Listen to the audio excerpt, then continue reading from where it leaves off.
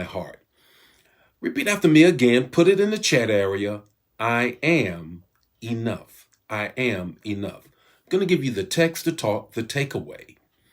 But before I do all of that, I want to share a very personal story with you.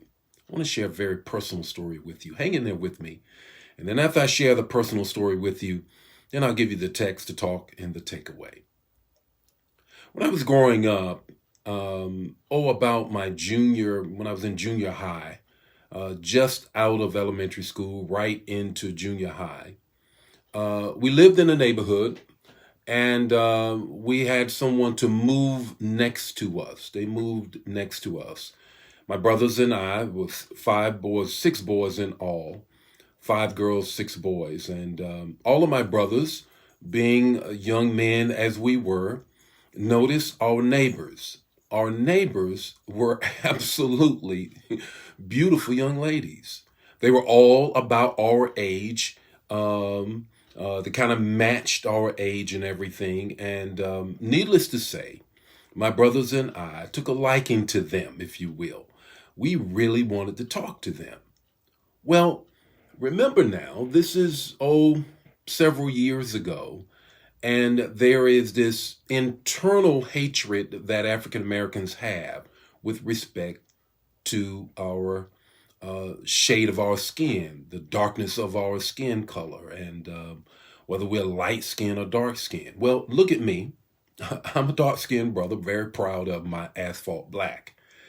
But the young ladies that moved next to us, the family that moved next to us, were very light complexion. They were bright complexion. Now, back in the day, I'm not trying to be offensive. I'm just trying to tell my story. We called them red bones. Well, my brothers and I just really wanted to talk with them.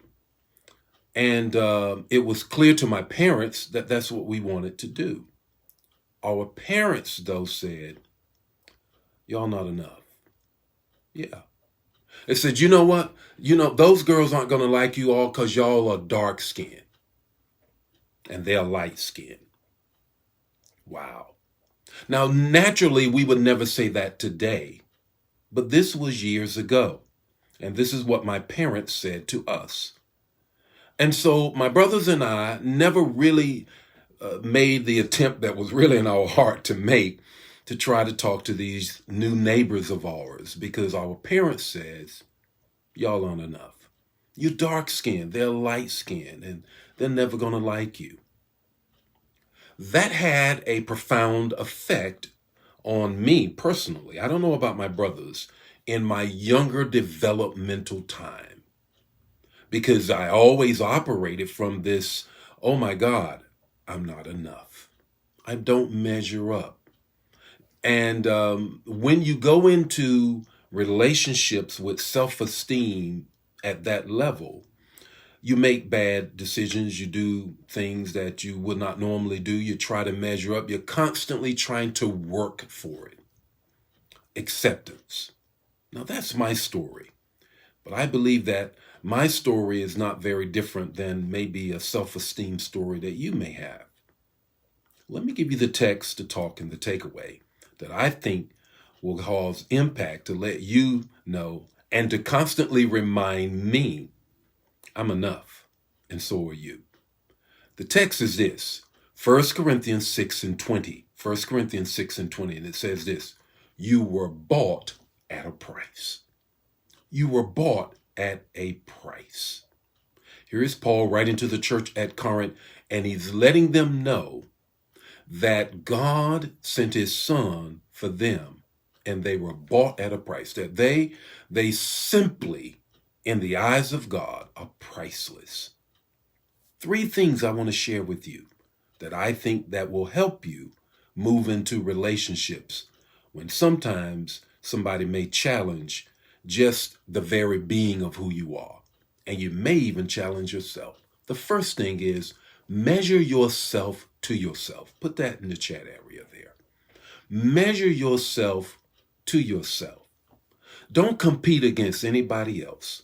Don't worry about what somebody's posting here. If you ever pay attention to social media and all the various posts that are put out there, you would think that God is only blessing everybody else, but not you.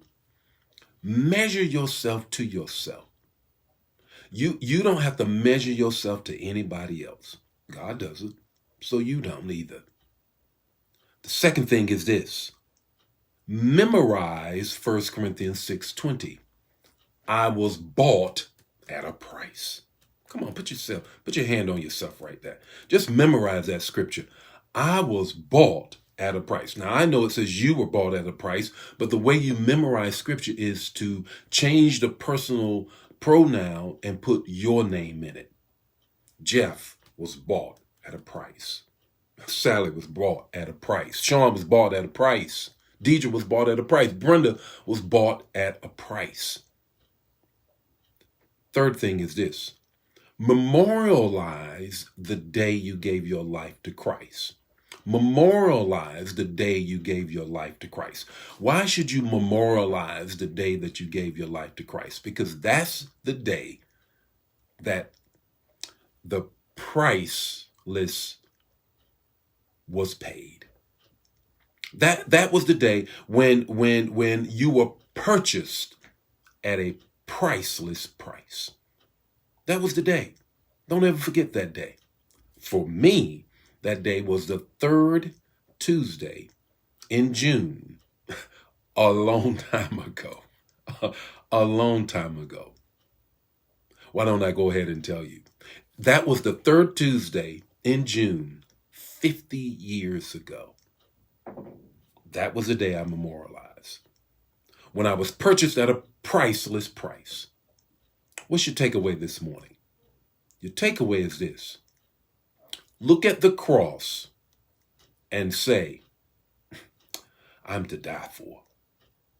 Look at the cross and say to yourself, I am to die for. You see that cross over my shoulder? Look at that cross. And know, he died for you. You are enough. I don't care what anybody says. And I don't care what any parent placed in your heart, or any sibling, or any cousin, friend, or anyone. I'm enough, and so are you. The Lord be with you today. May his face shine upon you and give you peace. Share this manna. Bless somebody else. Don't keep it to yourself. I'll see you tomorrow morning with more Morning Manna. Bye now.